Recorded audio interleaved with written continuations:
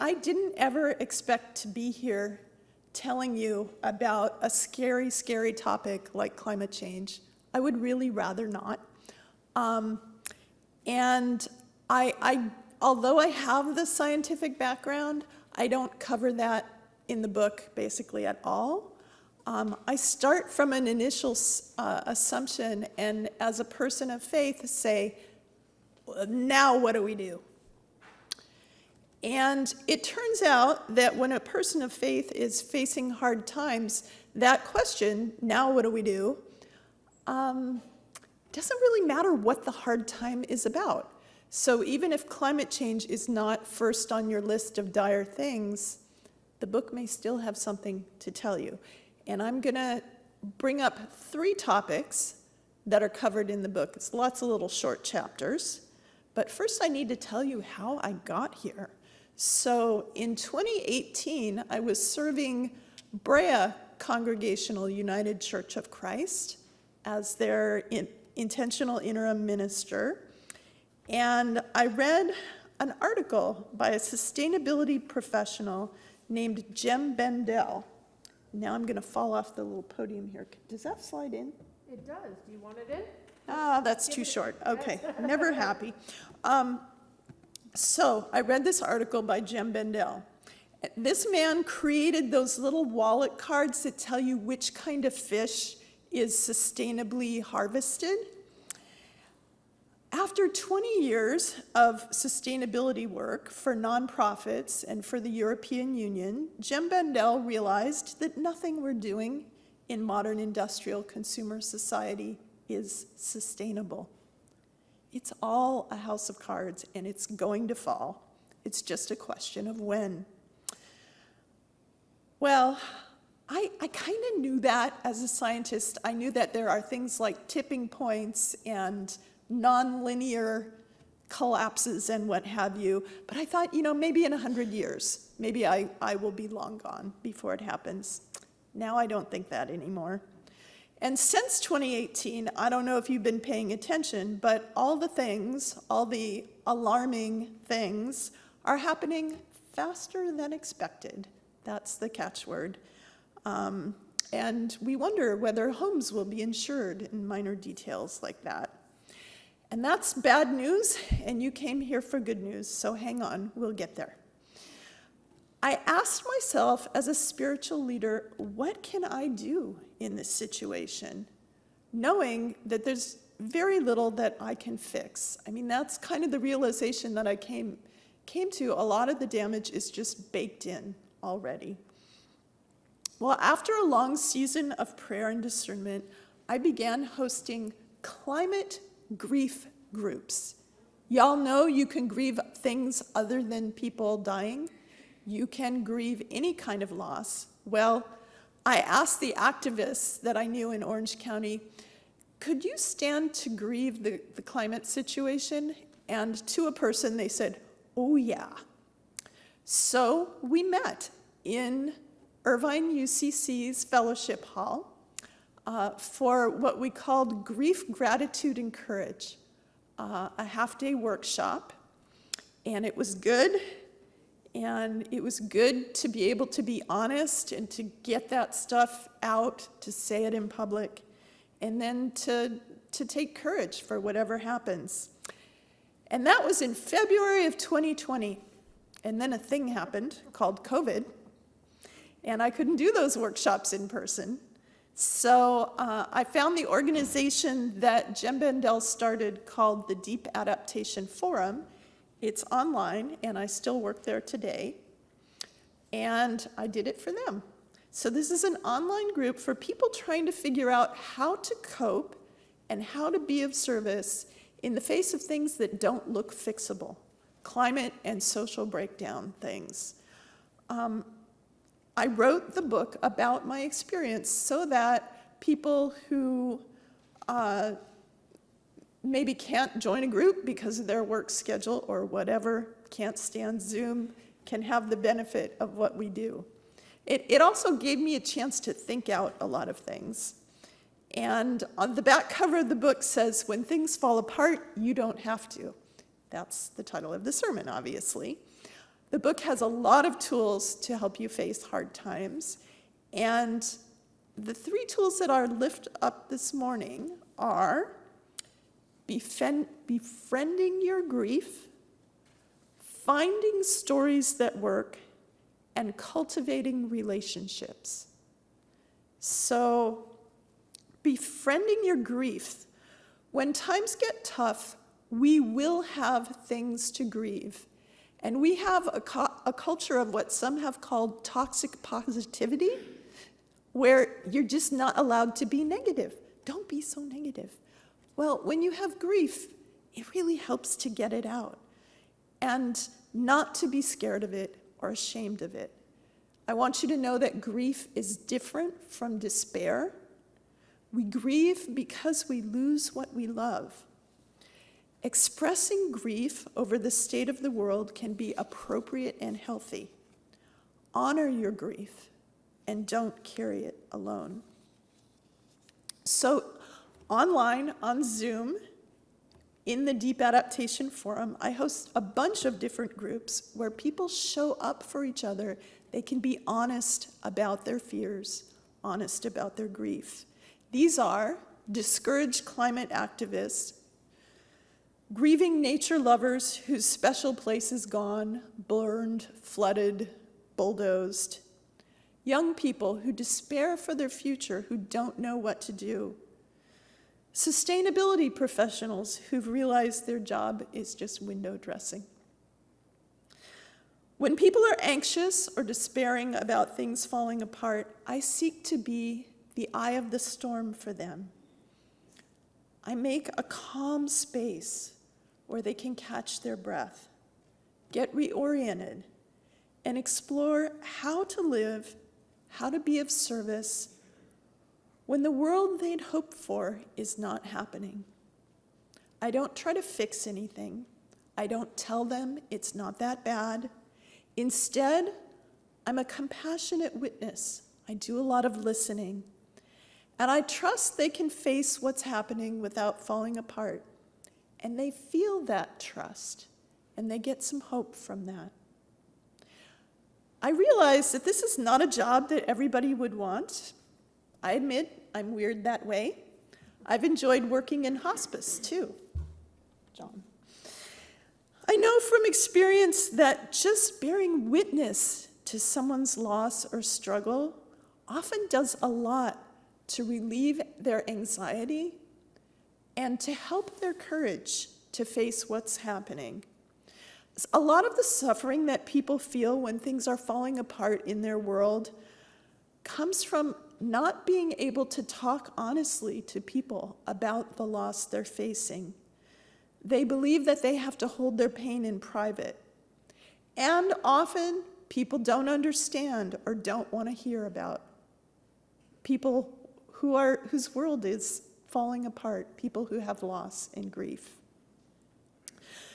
And, of course, in our culture, things aren't supposed to fall apart. They're just supposed to get bigger and better and more wonderful and make more money and success and happiness. Or we get labeled failures when that doesn't happen. So grief and pain get silenced. I can't tell you the number of people who've come to a gathering I'm hosting and express relief that they can say it out loud. They can say how horrible the situation looks to them.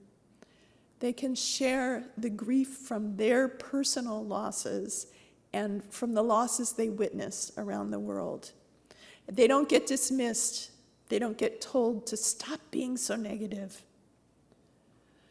I want you to know that grief is not just an emotion, it's a process, an active process. It can take time, but it is not a black hole that will swallow you. Grieving is how we metabolize a loss, how our psyche begins to get used to the idea that that thing is gone and we can carry on.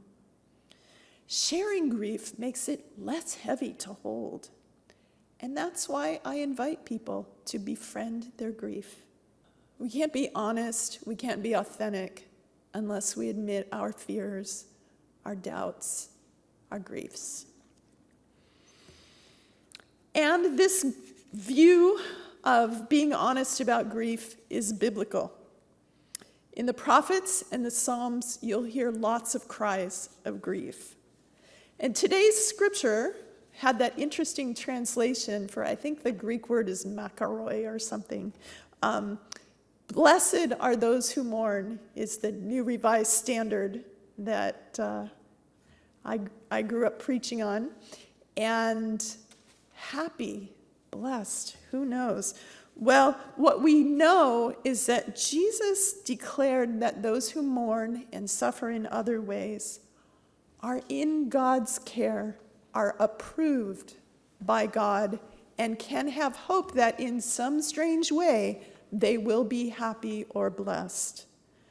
So we can know from this passage that Jesus expects that we will suffer, we will grieve sometimes, and instead of judging us for not being happy or successful or having enough faith, God somehow blesses us in our suffering.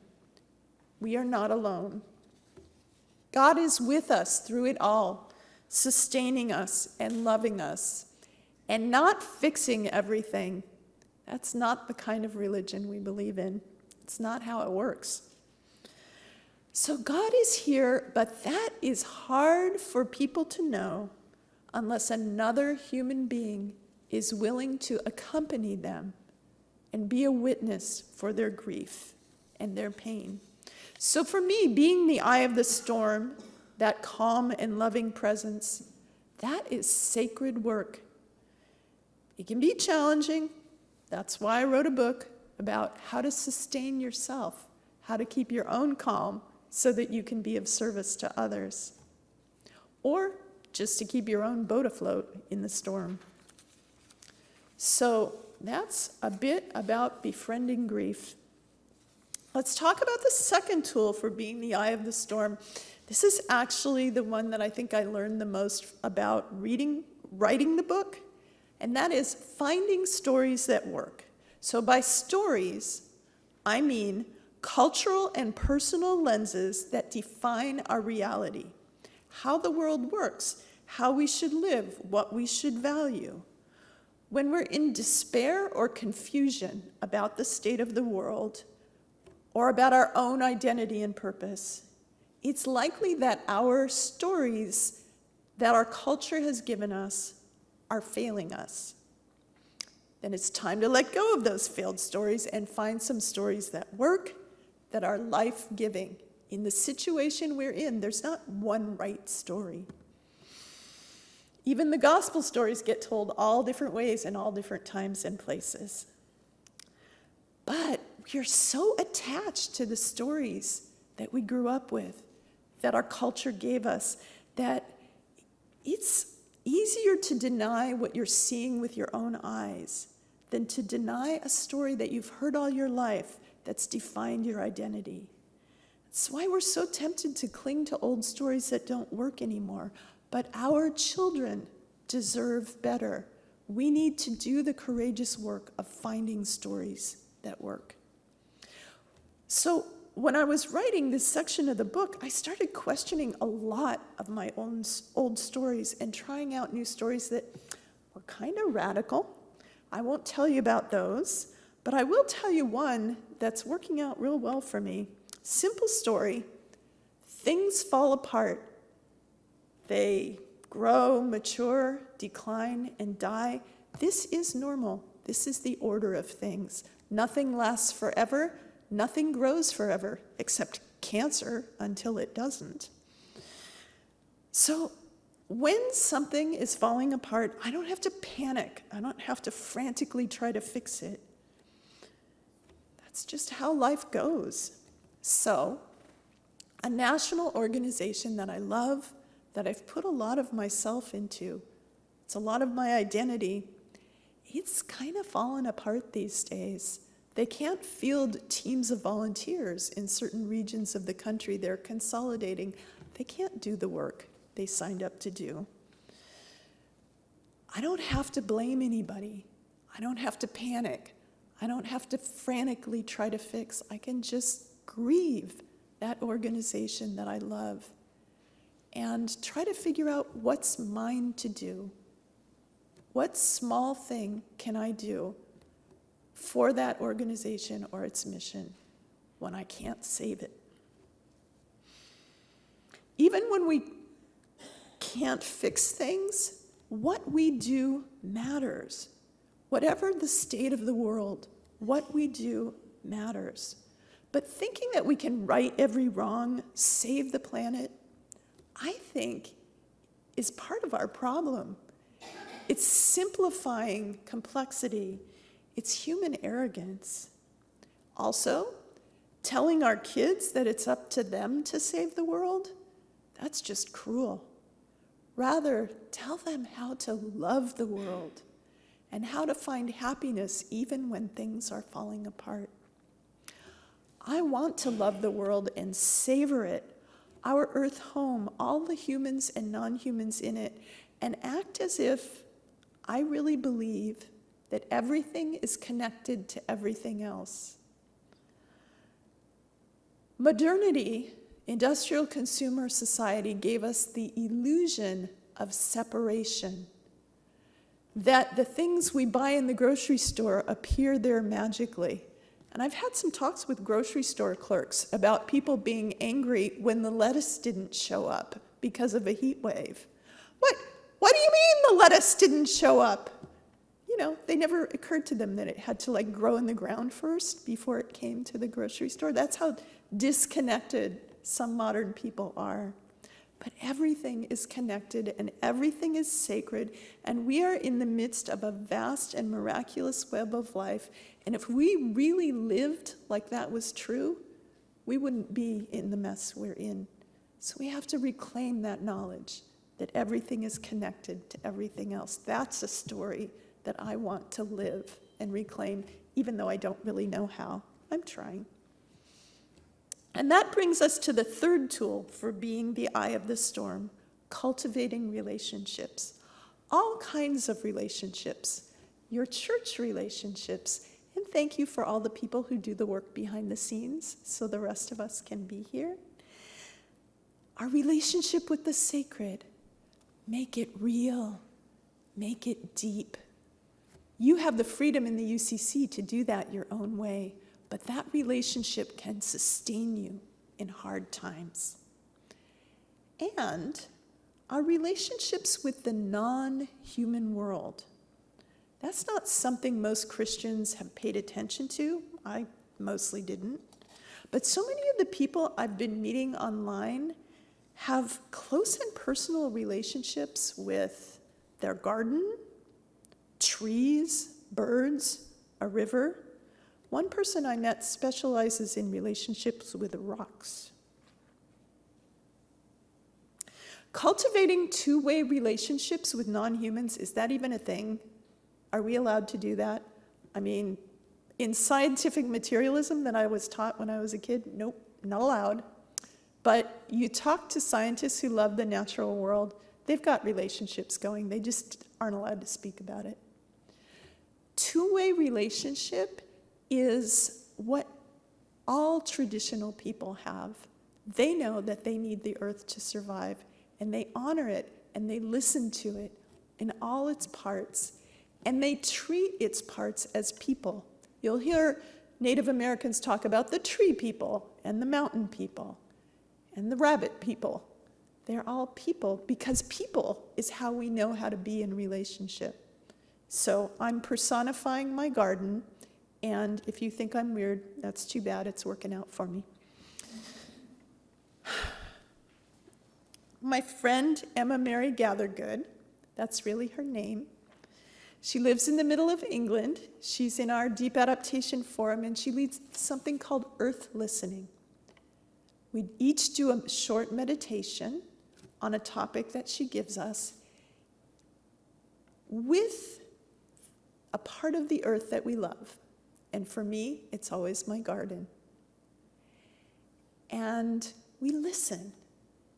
And we presume to hear what the earth has to say to us in one of her forms. And then we tell each other about what we've heard. and reliably wisdom and love right for each person. Emma Mary likes to say, we know we love the earth, but remember, the earth loves you too and wants to help you. And earth listening feeds my soul. I call it my second church. So, I invite you to practice being the eye of the storm, because anxiety is contagious and there's a lot of it going around right now. But calm is contagious. We can be that calm or seek it out. Courage is contagious, and we need courage to face hard times and hold on to our values. Befriend your grief. Be a compassionate witness to others. Let go of stories that aren't working and tell stories that are life-affirming, that are earth-affirming. And cultivate life-giving relationships, human and non-human, even if people think you're a little nutty. For me, cultivating relationships with the non-human world feels like deep belonging. It feels like coming home. Even if home is in rough shape, our earth is a beautiful, amazing, miraculous home. As earth loves us and provides for us, may we learn to love and care for her in return. Amen.